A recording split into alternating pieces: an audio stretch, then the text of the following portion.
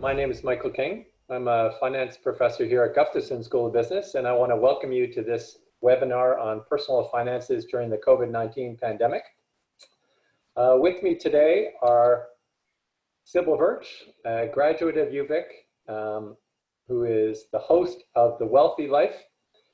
Sybil is not only a thought leader and a business leader in the Victoria community, she was awarded the UVic Distinguished Alumni Award this year for her contributions to community life.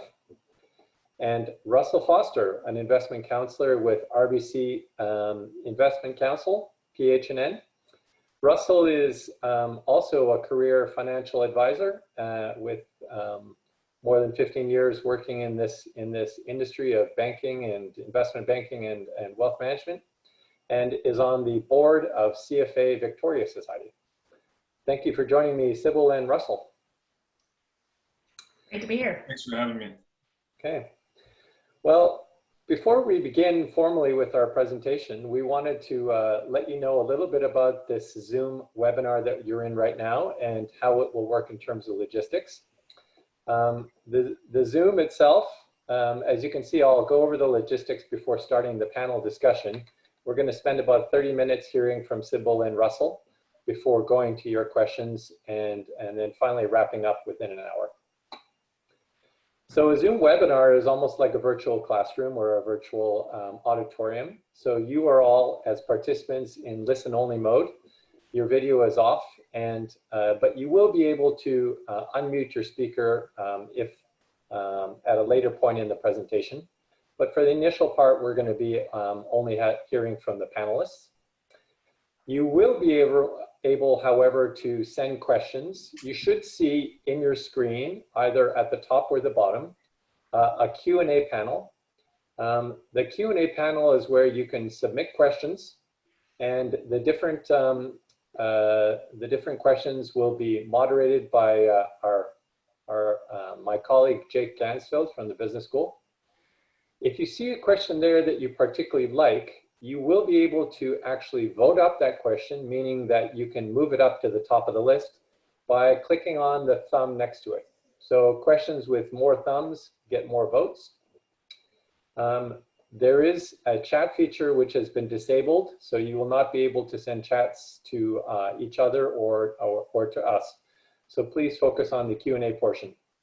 And for those, so that everyone's aware, this session is being recorded so that we can post it on the Gustavson website for other participants to view later.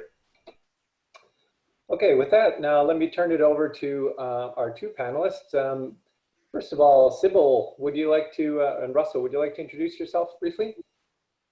Sure, I'm Sybil Verch, producer and host of The Wealthy Life. I have another day job, but I'll save that for another time. And Russell. Hi, thanks, Sybil. Yeah, I'm Russell Foster. I'm an investment counselor with RBC PH&N Investment Council. I've been, as Michael mentioned, in the financial industry for about 15 years across banking, capital markets, and wealth management. Okay. So I guess the pandemic has been leading to a lot of questions. I'm sure that, like many people, you've been asked about, how to manage your personal finances at this time. I know that I have. So I just wanted to start off by asking you, what kind of, how should people be thinking about their personal finances at this time? And maybe we'll start with you, Sybil, and then go to you, Russell. Sounds great. I think right now, cash is king. Managing cash flow is really the foundation of financial success. And I always like to share with people the secret to being wealthy. Want to know what it is? Spend less than you earn. Yes. Now that sounds way easier said than done, and it is, especially right now. So many people across Canada are unemployed and don't have the same level of income coming in as they maybe once did. So managing cash flow becomes even more important and harder to do right now. But what I would encourage everybody to do, if they haven't done so already, is sit down and fill out what we call a cash flow snapshot. I hate the term budget, so it's a dirty word. Budget tells you what you can't do, kind of like diet. So I like to call it a cash flow snapshot instead. And really what the purpose of that cash flow snapshot is to take an inventory of what you have coming in right now, whether it's employment income, investment income, maybe rental property income, and then what are your expenses going out?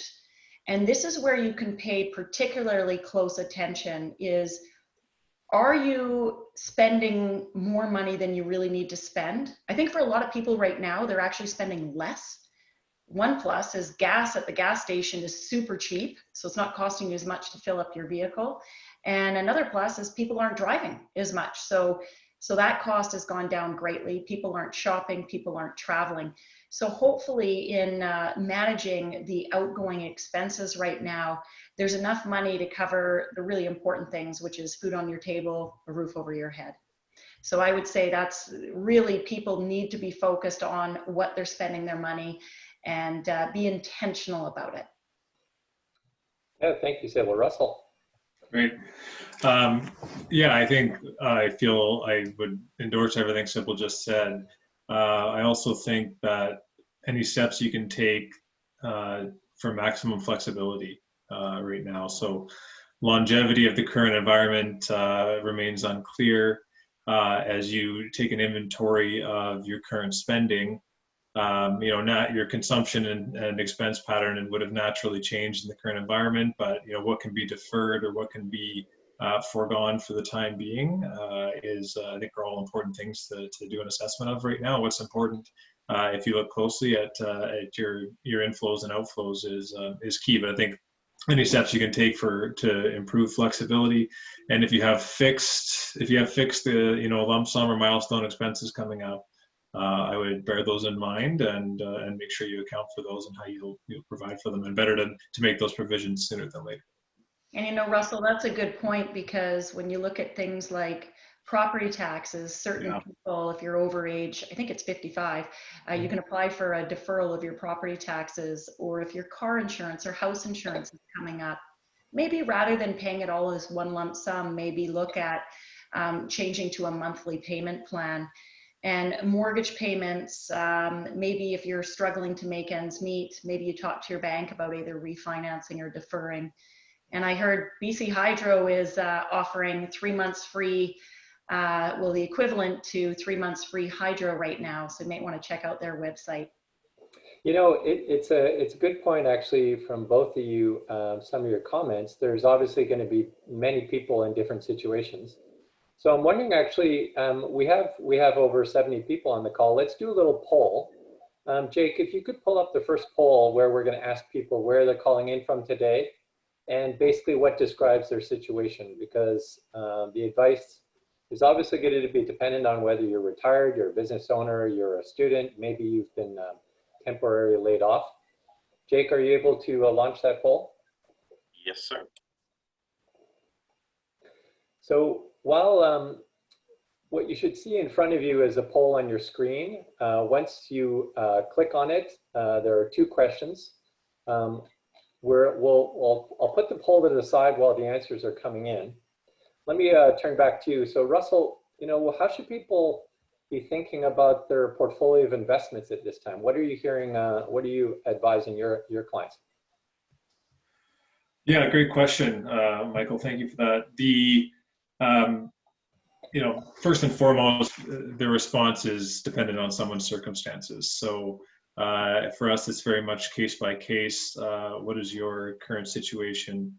But broadly speaking, and for everybody involved, I think we don't want to be. We're not sellers of equities. We're encouraging just the opposite. In fact, our business, we're discretionary investment managers, and so we don't make massive portfolio moves and changes. So we're not exiting markets in a big way. The role of fixed income has become ever more important and visible today, as is the role of having diversification in different markets and asset classes around the world, right? So again, we're not prescriptive across, everybody's not treated the same. That's the whole point of our business, is it's dependent on everyone's unique situation. But broadly speaking, we think there's a better long-term outlook in the equity market than in many parts of fixed income right now, just because rates are so low, and we expect them to be there for a long time. So you know, our enthusiasm differs by geography, if you will, but I think broadly speaking, that's I think a universal statement for us that, you know, on the value side, I think there's more opportunity in equities at the moment. So people shouldn't be panicking. Yeah, go ahead, Sybil. I was going to say, Russell, people shouldn't be panicking.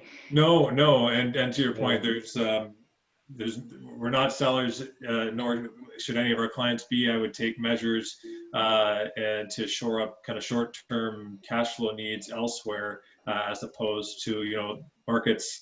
You know, February 19th, markets were at all-time highs and up 22% on the year before, and a month later they were down 34%, and as of the close today, had recovered about 30% of that. So things are moving too quickly to try to be a market timer, which we never profess to do, and don't encourage anybody to try to rely on that as a long-term strategy.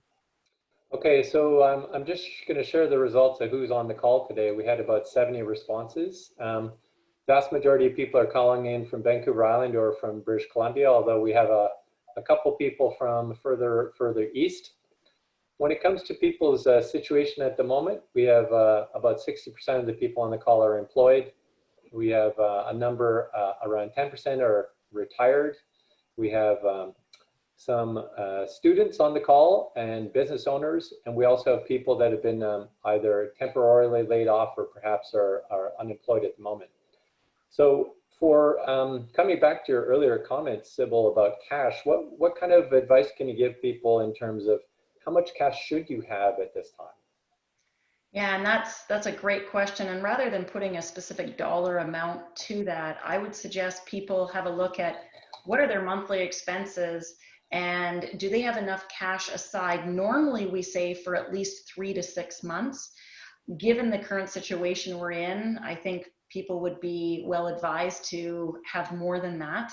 Easier said than done though, right? The time to build up those cash balances is when you are still working and when the economy is good. It's a little bit more challenging to build that up right now, but minimum 3 to 6 months. Ideally, if you can have a year of cash needs easily accessible, that's ideal. We will actually start a poll on that right now so we can see where people stand on that. Russell, did you also want to chip in on how much cash? No, I think Sybil said it right. You know, at least at the minimum, a few months expenses, and you know, it doesn't need to be necessarily cash in your account, but you know, access to liquidity in different forms is as important now as ever. Yeah. So let's. I'm just asking Jake to bring up the question about cash balances because I think it'll be quite interesting to. So if you could, members of the audience, if you could join us there, we'll be able to show that in a moment. While we're waiting for those responses to come up, we did talk about, you know, the flip side of cash is a lot of people are looking at borrowing, at how much debt they have, and Canadians had, unfortunately, some of the highest debt to income levels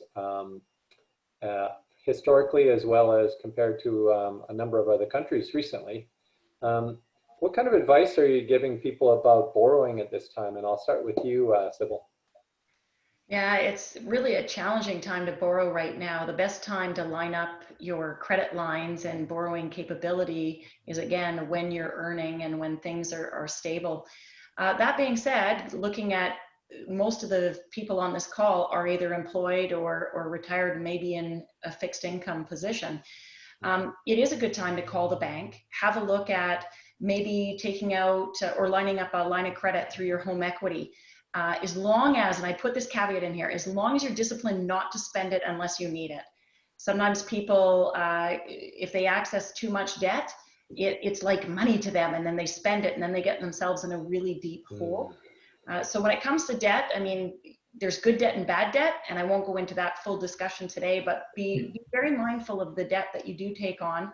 But to Russell's point of, even if you don't have cash, and I see the poll results are coming up right now, if you don't have enough emergency savings to get you by for a year, then maybe have a look and work with your financial institution to line up and secure a line of credit that you could tap into if you needed, if this were to prolong for an extended period? Yeah, Russell, I mean, one major form of debt that everyone in Canada will have is a mortgage. And if you're fortunate enough to have a house, perhaps you have some capacity. Having worked on both sides of this, what do you think about people actually taking out, increasing a mortgage against their home or their property if they do not have sufficient cash, such as, they're in the lower end of 1 to 3 months of cash for expenses? Again, I think it's, it comes down to flexibility, right? So I think we all have fixed overhead on a monthly basis, right? And you can do an assessment of what are needs to haves and what are nice to haves. And if you have, if much of your equity and your net worth is tied up in your home, then I think it's there, it can be accessible, right? And that's for times like these. But I think to Sybil's point, you need to have some discipline around that. And if it's a 6 month, it's a 6 month need or a 12 month or whatever it may be, and just match that to, when things perhaps reopen and your income and cash flow changes, and have some discipline to course correct that over time. But it's there, it's there for a reason, and for times like these, I think. And I think one further point to add to that, which again, this is not for everyone. Review with your financial advisor and your accountant, and it depends on risk and suitability. But if you are in a fairly good cash position and markets, they've rebounded quite a bit, over the last few weeks from where they were. We may go through some further ups and downs, but for people who have a long time horizon, they may even want to consider borrowing a little bit to invest. But again, caveat, not suitable for everyone. There is high risk to that strategy, but over the long run, it can prove to be very profitable. Yeah, I think one of the things that people are uncertain about is not knowing how long we're going to be basically sheltering at home or practicing social distancing. So when thinking about how much cash you need and what to do with your finances, I guess part of it is really understanding when the economy is going to return to normal. I've just launched a poll where we'll get an idea of when people believe that we're going to return to normal, meaning that the advisory will be lifted.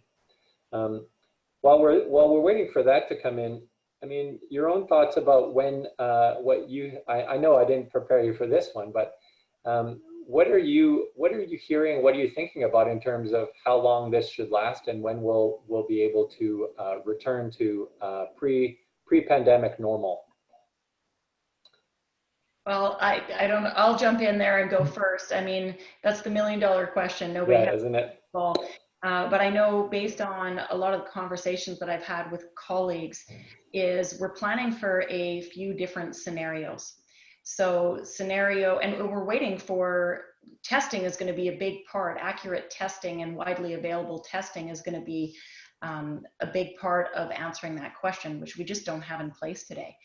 Yeah. But I think there generally seems to be a consensus that maybe smaller communities will start to return back to the office, return back to some store openings, business openings a little bit sooner than others. And some of the major centers, like in Canada, you're looking at Vancouver, Toronto, Montreal, Calgary, Edmonton, may take a little bit longer because they're higher risk in the bigger cities. And that being said, look at the polls.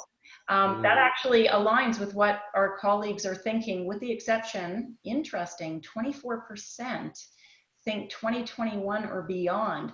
That is the more pessimistic outlook that I've seen, but it may be a reality, and I think people need to plan for it. Yeah. Russell, you've been in financial markets before. This kind of uncertainty creates a lot of volatility, and we're going to see a lot of up and down movements. We've seen some pretty dramatic movements in the stock markets, as well as oil and the Canadian dollar. How do you think people should be setting their mindset about this?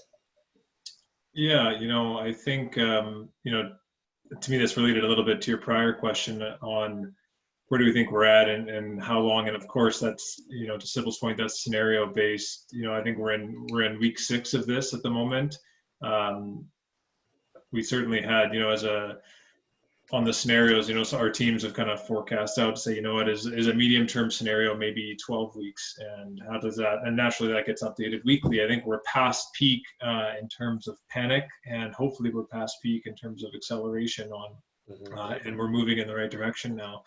And I'm not an expert on the virus or the global kind of the daily ratings, but from a markets perspective, there's 30 million people have filed for jobless claims in the US in the past 5 weeks, and the number in Canada is big, big relative to the size of this country.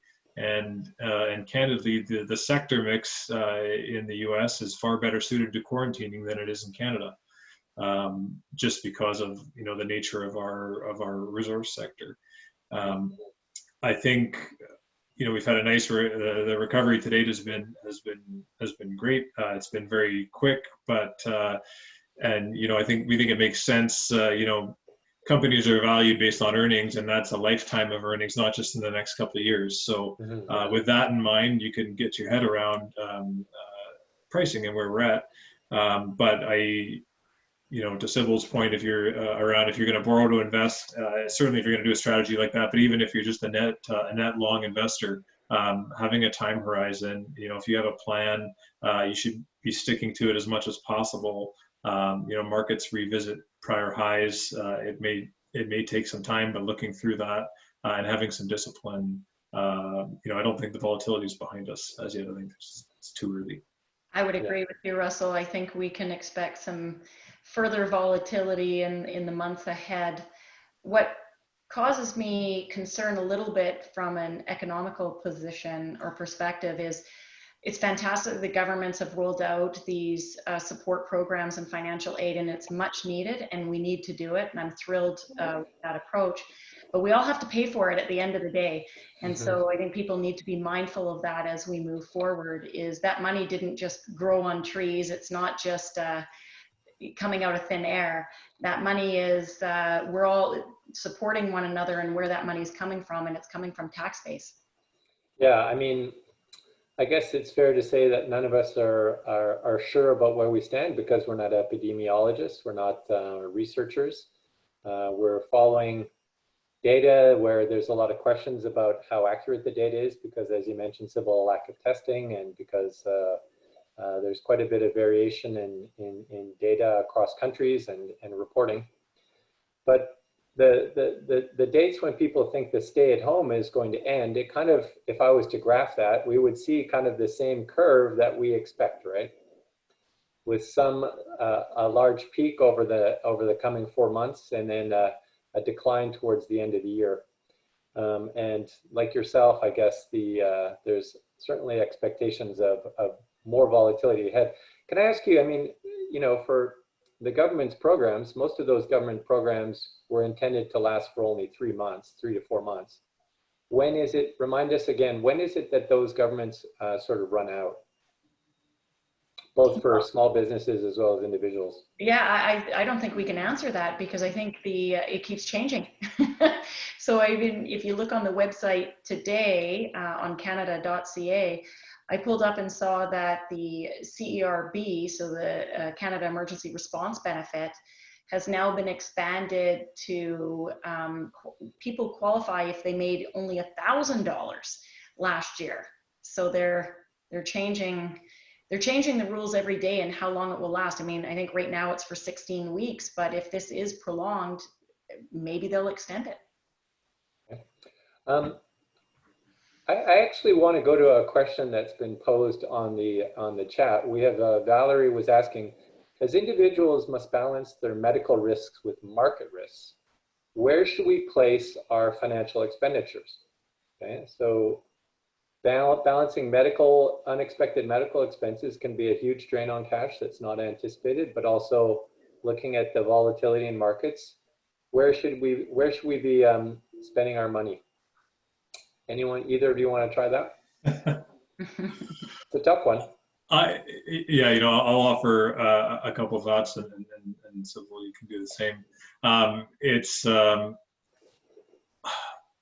I think the message overwhelmingly to all of us right now is this is this is not a financial crisis driven by financial excesses and market problems, right? It's idiosyncratic that way, that this is dual and that it's health and it's economics, and health is more important, right? So, I mean, there's a struggle there. If you're a politician or an economist or a central banker, I get that, but I think health is job one for all of us. And not to say that you should, if any of you are, in line for, any medical procedures in the next little while, or have some uncertainty, that you should liquidate everything you have and go to cash. That's not all the suggestion, but managing a balance and even taking a conservative posture on what you think you might need, and the types of investments you have, can vary wildly from, I work for a bank-owned firm, so it doesn't have to be rural, but if you're owning bank stocks versus if you're owning,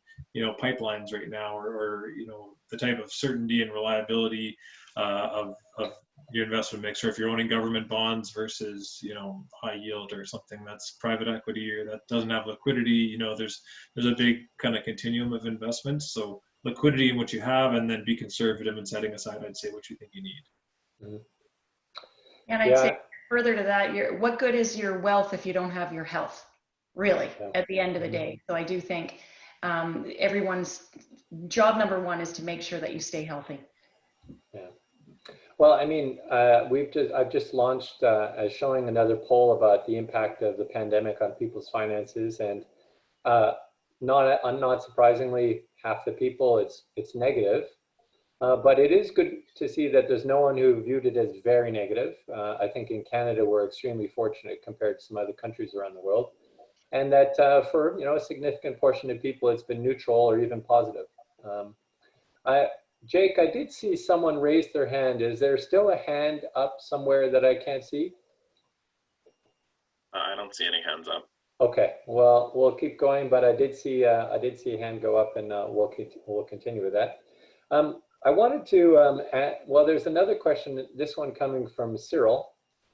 What are your suggestions for individuals or families whose sources of income have been restricted or cut off, and who do not have an accountant or a financial advisor that they can go to for advice? That's a good question. So, and it depends on, we need a little bit more detail, but if the question really is revolved around how can they generate some income, because an accountant or a financial advisor aren't going to tell you how to generate new income. Mm-hmm. Financial advisor is going to coach you on making investment decisions, building a financial plan. An accountant's going to help you with tax strategy and filing your tax returns. But for that individual, I'd say step one, go to canada.ca, go to that website and find out which of those various programs that are offered today and the financial aid that is offered today you might be eligible for to start generating that income. And then if that person does not have a financial advisor, probably a really good first step is call your bank, call your financial institution and see, where they recommend you start. Dealing with financial advisors or portfolio managers usually have minimum investable asset requirements. Generally, I mean, this is just ballpark, but generally it's about $250,000 and above. And then you can start getting that advice, or even $1 million and above. So that may not help that particular question.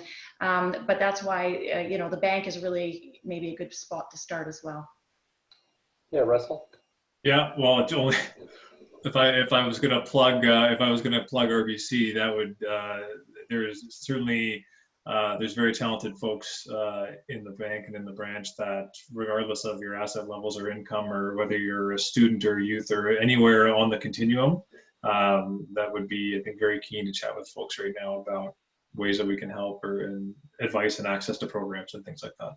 Yeah, I mean, while we're on this topic, having a financial plan in normal times, as opposed to trying to, really thinking about a financial plan when it's a crisis. Can you talk about, like, what do you mean? What is a financial plan? What are the key things that people should be thinking about? Sybil? Yeah, well, the key to a financial plan, or the first step of a financial plan, is setting the goals. So you have to figure out what is it that you're trying to accomplish, both short-term, mid-term, and long-term. So short-term might be building up an emergency savings fund. Mid-term might be saving for a down payment on a house. It might be going on a trip. It might be sending, you know, little Johnny to university. Longer term might be retirement planning, and even longer term might be longevity planning and or estate planning. So once you've set some goals on what are the things that you're trying to accomplish, a financial plan has a look then, okay, where are you at today? Where do you want to be? And then it bridges the two. It puts a plan in place that looks at how much you should be investing, how often you should be investing, looks at your risk profile so that it can build a portfolio and asset allocation that's suitable for you, has a look at tax benefits. You know, there's a lot of moving parts to a financial plan, but it all starts with setting goals. Russell, I mean, at what age do you think people should start thinking about having a financial plan? Is it, you know, as they approach retirement, or when they're just leaving university, or even before? Even before. I only say that. I mean, I'm biased because I've been working in finance my entire career, but we do this, you know, we have these conversations with clients, and I'm sure the same is true for Sybil, right? We work with as many generations as we can get involved, and because financial literacy is not something that we currently do a great job of teaching youth in this country, and I think we're getting better, but starting to think about it, and certainly for those of us who are fortunate enough to be employed, and if you can manage to, you know, keep the outflows less than the inflows, and if you can start doing some making registered savings in your 20s, I mean, not only to help with buying your first home and things like that, if that's what people choose to do, but I mean, the compounding effect of investments over time is, you know, it's not about, you know, big lump sums at just the right time. It's about longevity and the time you've been there. So sooner the better, in any instance. I would absolutely echo that. The sooner the better. But you know, it's human nature. It's hard to get motivated. So let's say you are a 25-year-old and you want to start saving for retirement. Well, first of all, retirement is maybe a long time away, and people in today's day and age, I think people want instant gratification, so it's really hard to get motivated. But once you put the goal and then actually see what you need to do and then have checkpoints, I think it helps keep people motivated as they start seeing the results along the way. And the power of compounding, yeah, absolutely. Start early. Yeah, but Michael, you know what, the folks that, like clients of ours that have done the planning, and I'm sure this is true for you as well, Sybil, folks that have done the planning have so much more confidence and comfort in experiencing what we're doing right now, or sorry, what's happening in the world right now, and what, if any, impact it has in, you know, to the points about, you know, that Sybil mentioned on, you know, really what's the money for, short, medium, and long term, what's the point, and where are you trying to get to? And, you know, there's a financial element, but there's also, you know, working with accountants and lawyers on the tax piece of it, the estate planning leg, and if there's insurance needs, right? Like it's lots to think about, but it's and you're so right. So, well, there's a reason oftentimes that some of these things haven't been done, right? Because they're not easy decisions to make, right? And they're not, people procrastinate. I think another important point here for the group is having a plan keeps you on track and focused. Like imagine if you were going on a vacation. Do you just show up at the airport and hope you can get a flight somewhere? No, you typically plan in advance, you know what you're in for. And then you have some contingencies. Having a plan will help provide some comfort through these volatile times. And it also keeps people focused on making logical decisions, not emotional ones. We're all emotional human beings, but when you make decision based on emotion, it's usually the wrong decision. So having a plan reminds you, oh yeah, okay, so even though the markets are volatile, my stomach feels upset, I maybe want to sell, I want to crawl in a hole somewhere and wait till this thing flows over or convert to cash. Selling low is when prices are low is the wrong thing to do. That's when you should be buying. But that takes logic to override emotion to make those decisions. Yeah, we're all subject to emotional biases that we may not be aware of. And as a university professor teaching finance, I'm always trying to talk about financial literacy and education. And you know, it's a terrible euphemism, but if you fail to plan, you plan to fail. So we've got a poll here that I want to talk about, but just I see we have 6 open questions, and I would love to see people voting up or voting up any question to get to the top. We'll go to that in a second. It does look, fortunately, like you know, what we saw earlier. Most people are on the call have cash to get them through 3 to 6 months, which is the time horizon at which they believe we're going to get back to normal. We have most people have not accessed any government relief programs, or at least there's 3/4 of them have not, although there's a group that have for themselves and perhaps are thinking about it, 20%. Let me go to the top question right now from Daniel. If your cash flow has remained the same, but expenses have been reduced due to the crisis, would you gravitate more towards paying down debt or increasing your savings and investing that money? Oh, I love that question. I love the thinking, and ideally you do both, but it depends on your situation. So if you do have excess cash flow and you're at a little bit of a higher income level where it may make sense to contribute to an RSP, that would be great. Then you would get an RSP tax deduction back, and maybe you could use that tax refund to pay down debt. Generally though, when looking at which is better to pay down debt or invest, I have a look at the rate of return versus interest expense. So if you can borrow money at a lower rate than you're expecting to earn, then typically you're better to invest, because that's the higher return to you. But I also caution people on the discipline piece. I keep coming back to the discipline piece. People who pay down debt, because that's always a good thing. You pay down debt and you feel good, but are you going to be as disciplined to save? Probably not. Now, if your debt is credit card debt at 18 and 21%, then pay down the debt first before you save. Yeah. So you have to have a look at a few different scenarios there. Russell? Yeah, I certainly a common theme and a common question, right?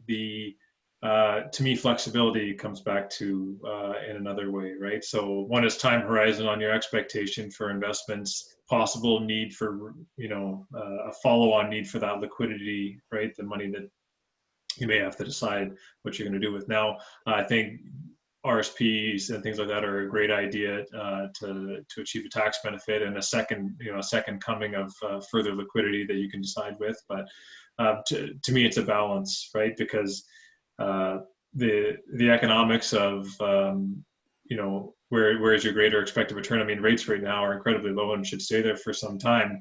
And yes, we think the outlook for markets over time is strong, but it could take time, right? So yeah, the irony is that here I am. I'm a finance professor and a CFA. I've worked in the markets. When I talk to my wife, who doesn't have those credentials, she is extremely risk averse. She wants to pay down her mortgage as fast as possible. And Sybil, I have that conversation like, well, if we could earn 4 or 6% in the markets on average, and our mortgage is costing 2.5%, it makes sense. But this past 3 months, she hasn't seen it that way, I guess, is one way to put it.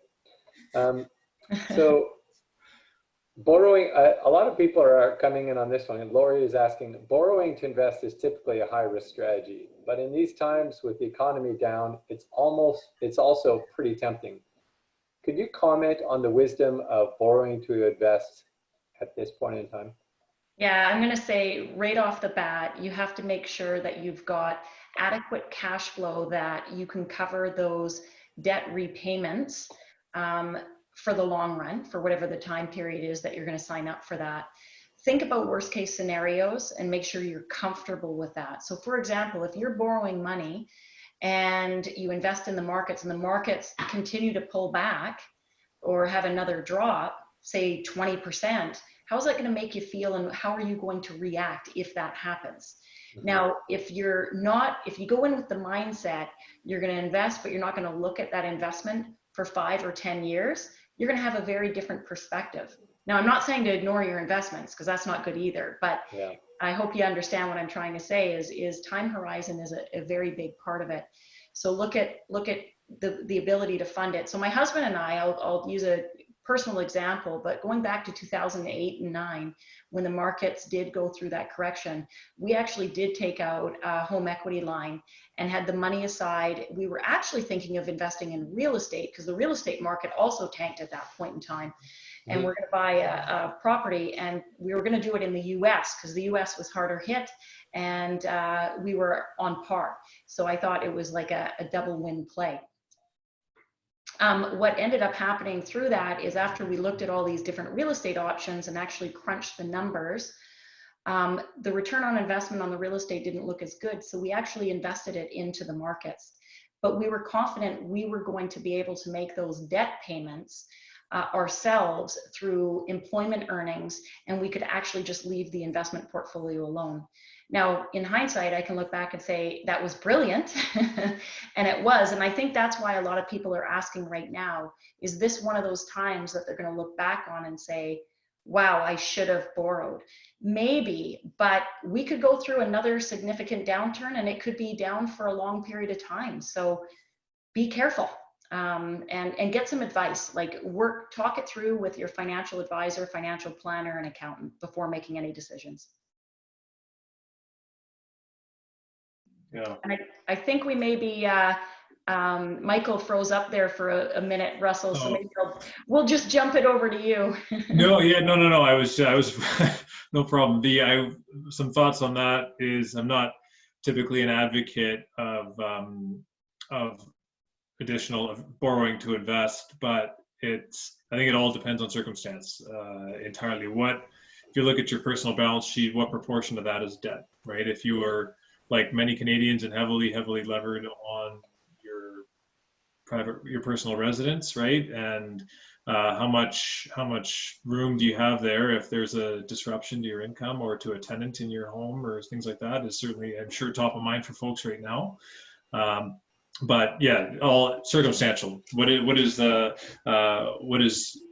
to your overall balance sheet? And stage in life, I think, plays an important part too. I mean, generally, a lot of people who are retired, I advise against it. I mean, unless they've got really solid pension income that they only need half of. Yeah. But then again, what's the money for? So having those goals, having a plan, it all factors in together. Well, I don't know if you noticed this, but my website crashed. I had to kick everyone in my house off of Wi-Fi, so I'm back. Thank you. Carried it. It was all fine. Yeah. So I assume you were talking about real estate, and we covered that question. I'm going to launch another poll about how people's behaviors may change, because that's obviously something that's going to change. There is a question from Chantal. Chantal is asking, do you think this pandemic will impact people's spending habits in the long term? Do you think Canadians will start saving more? And I'll start with you, Russell. I think it's interesting. You know, I think we revert back to the mean in I know that's a geeky term for financial people, but I think that's true in life in some ways. I think there will be some changes. I think what's happening right now is accelerating some of the trends that were happening beforehand, right? With with the way we're consuming media, and that we're making retail purchases and things like that, and the need for physical space for companies, and as that a lot of those things are rethought. I don't think it'll be, I don't think any of us are rushing to book the middle seat on an airplane or go see a movie in the theater and go to restaurants and things like that at the moment. But I think, I think of this is not 9/11, and it's not, I certainly can't speak with any confidence about what life was like during the Spanish flu and things like that, but life returned, right? Humans are creatures of habit, right? So I that's a bit of a hedged answer. So I think the answer is yes in time, but also I would think people will be surprised at how in time that we return to many of the things that seem unusual now. Sybil, are people going to save more now? You know, I'd like to say yes, but I think further to Russell's point, I think human nature will prevail. And I think once they get past this, they'll revert back to old bad habits. I hope I'm wrong on that. I hope people use this as a really big warning sign and like, oh my goodness, we should have had some more cash set aside. We should have invested. We should have had less debt. And I hope this does encourage people to make smarter financial decisions. But I'm not. Maybe I'm normally very optimistic, but I think I'm being a little bit more realistic on this one. So how much, coming back to the very start of the talk, we talked about having cash to allow you to have flexibility. How many months of expenses should you have in cash in normal times, would you recommend? Minimum 3 to 6 months. 3 to 6 months, okay. Well, let's see what, well, actually people are still, I think let's take a look at what people said, how they're going to change their behaviors. So you had a choice of 8 categories and you could choose as many as you want. It looks like most people are going to reduce their expenses, or at least that's a pledge. And they're going to work from home as much as possible and continue with social distancing, avoiding travel, or Russell, as you pointed out, not rushing out there to book flights. Do you think that that's going to be the new normal, where we're much more working from home and spending less time in groups and perhaps spending time with smaller groups of cohorts, our social cohorts, our family and our extended family? It's not a finance question, but no, as I'm reading that, I'm just thinking through. There's the question is worded, when restrictions are lifted. Well, when restrictions are lifted, that will be very gradual, right? And will be progressive and observing what's happening in different parts of the world as they're attempting different versions of that. But whether it's, 6, 12, 18, 24 months from now, Michael, when God willing, there's a vaccine, or we've achieved some version of herd mentality, or some version of the above, I think there'll be, I don't want to say pent up demand to do things, but folks are, we're humans. We like to travel and explore and have experiences, and we're very fortunate to have virtual options today. But I think maybe not in 3 months, but in 3 years, I think we'll see. I hope that we'll see life not terribly different than where we were 6 months ago. I think you meant to say herd immunity as opposed to herd mentality. Yeah, Sybil? Correct, thank you. Well, I think we're going to see some lasting changes from this. We've learned that most corporations have actually evolved fairly quickly to remote work for many of their employees. And some employees love it, some hate it. There will be a mix, but I would anticipate longer term that the leasehold footprint for most large organizations may shrink. I think it will affect many industries, similar, I think even education. This has forced everybody to get comfortable with technology. We are humans though, and I think we do need to see and touch each other in person. And, so we will revert back to that. But, does everything have to be in person? And think about hiring talent within your organization, whether you're a small, mid, or large size company. You no longer have to interview and hire someone that lives in your same city to do a job. You can hire people all over the world. So it'd be interesting to see how this plays out. So I'm going to bring this around to finances again, because with all the technologies we have available, there's a lot of managing our finances that we can do at home remotely using a mobile app or using your online. How much do you think people are going to sort of gravitate to doing all their banking, their finances, their investing online as a result of this? And where is the role for face-to-face communications with a financial planner or with a banker or your advisor? I'll start with you, Russell. Yeah, that's I think that's a topic near and dear. I know it's a topic near and dear to your heart, Michael, and certainly to mine as well. And I know for RBC and the banking industry altogether. I think talk about the acceleration of trends in place. I think that's, folks using remote capabilities for financial services has been a trend that's been accelerating over the past decade, right? Where you see, physical foot traffic in retail branches continuing to reduce and change, and financial institutions reinventing themselves. I think there are milestones in people's lives that there's a combination of, we can use fantastic software and great systems and all that type of thing, but I think what we're finding is that it's a combination of, there's a human element and there's a digital element, and certainly with major life decisions, right? There's an interactive component that we think is best served, right? And I think that's the feedback we get as well, right? Whether it's your first mortgage, or you're starting to lay out financial plans, or you're trying to articulate what's happening in your life, or you have an extremely complex estate with multiple siblings, and you're trying to decide, in a blended family, what you're going to do, right? Those things quickly get complicated. So that's my Sybil? Yeah, I agree. I think technology is going to enable us to maybe serve more people, operate the advice channel in a more effective, efficient manner, allow and empower people to do some things themselves, like online banking. And why would anyone even go into a bank branch anymore? Yeah. The real estate footprint issue. But when it comes to major life goals and high-end financial advice, all the tools that are available today online are based on garbage in, garbage out. Okay. So if you could open an account online today, it's great. You could fill out a risk profile questionnaire, and you're going to get plugged into one of these 5 plug and play portfolios.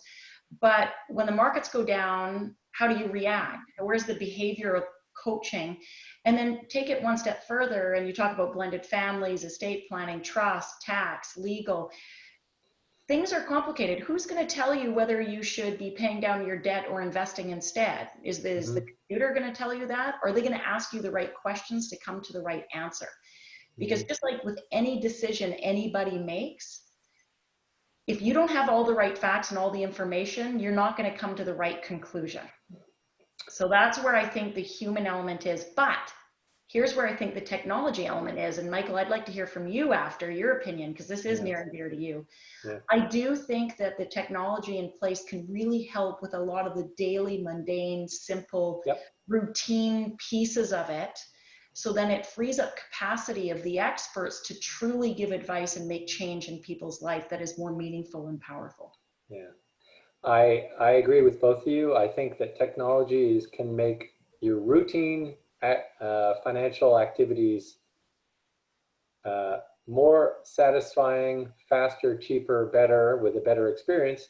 But I really think that at times like we're seeing in the COVID-19 pandemic, having a relationship with a banker, having a relationship with a financial advisor, being able to pick up the phone or at least Zoom someone, those relationships really matter when times are tough. And you have to prepare for those times as well as just the good times. So we're getting some pushback on the questions about having a lot of cash. People are asking, well, with 6+ months of cash savings is great in theory, and cash is king. Where's the best place to put that large sum of money? Where would you hold it? Should it be in a bank account, a GIC? And I haven't heard anyone mention TFSA yet. Right. Russ, I'll let you go first. I would say first and foremost, I think a good option if you're a homeowner and you have debt is to, if you can maintain certainty and access to a home line and you have balances, I would put it against that, right? That's an easy one to me, because your run rate on that is maybe, prime +1 or whatever the number is. That's an easy one to maintain liquidity. It's going to pay you more than cash in the bank. I don't typically guide folks to be moving in and out of TFSAs like a checking account, just because there's frictional issues with the CRA. And but just to clarify, so you said rather than having 6 months of cash in your account, it's better to have a line of credit set up which you can draw on if you need the cash.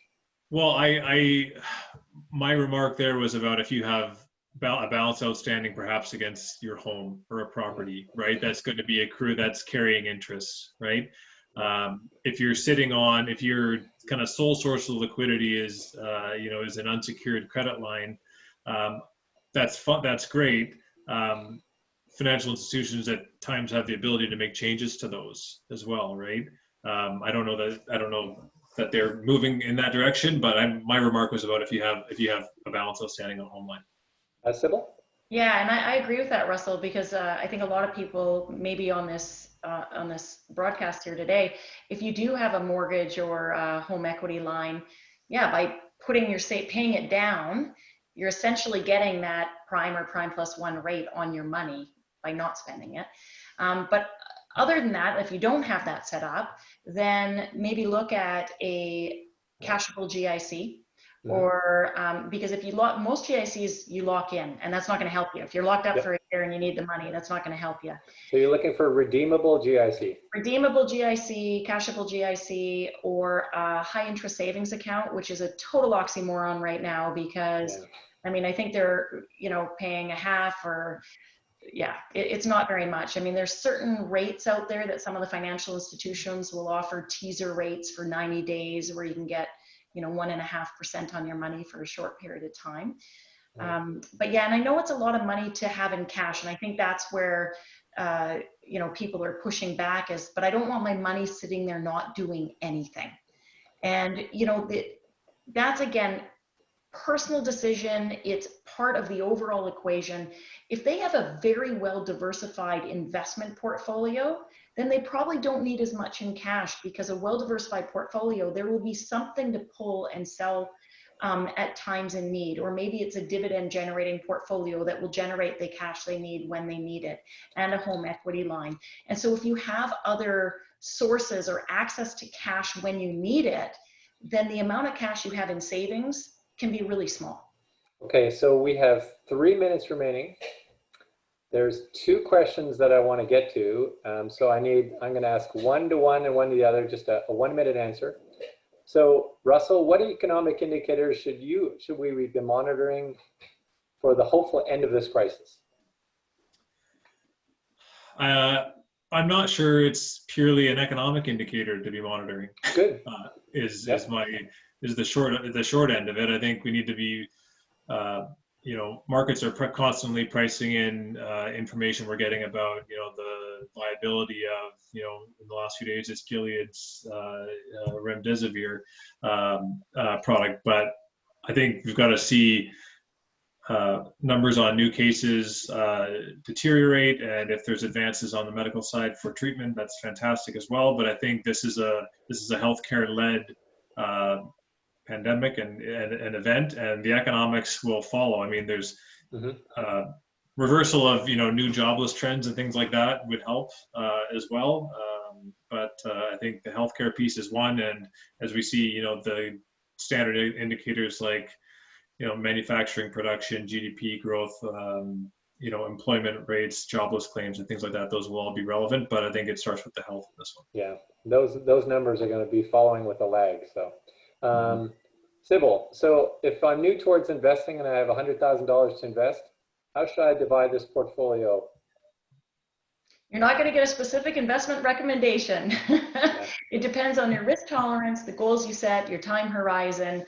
So I'm sorry I can't answer that. I didn't actually share the full question because they said, how can I divide my portfolio so that I make at least 20% profit by the end of the year? Oh, well, that's easy, right? I know what it is. Pay down your credit card balances. Yes, there you go. I will say, to answer that person's question, though, they need to reach out to a financial advisor and go through the process to set up a diversified, suitable portfolio that will achieve the goals they're aiming for. Okay, thank you both. So I'm going to actually share my screen now because I'm going to bring it to an end.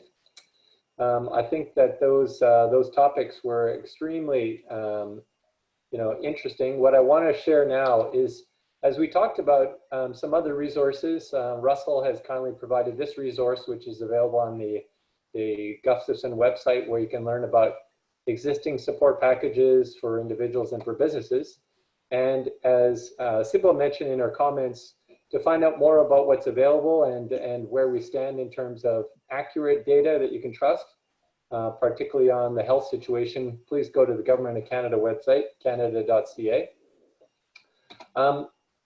Just in closing, I will say that we do have 2 more webinars coming up. I'll make a plug for my colleague, Professor Mark Colgate, who will be speaking on May the 5th about giving customers certainty in uncertain times, and Professor David Dunn about innovating in a crisis and design thinking.